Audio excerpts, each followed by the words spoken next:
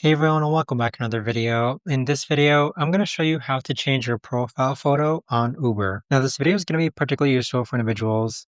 Let's say that you want to go ahead and change your profile. Maybe it's been a couple of years, maybe it's outdated.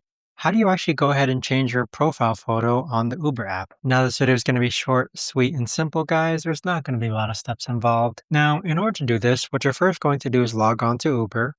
Next, click on Account on the bottom right-hand corner. Afterwards, click on your profile photo on the top right-hand corner. Then on this page here, click on your profile photo again. Then on this page here, click on Personal Info. Then click on your photo, and as you can see, the photo can be edited, so what you need to do is contact them so that you can go ahead and update your photo. But that right there, guys, is the best and easiest way that I know of to actually go ahead and change your photo on the Uber app. If you guys know of a better or easier way to actually do this, let me know in the comments down below.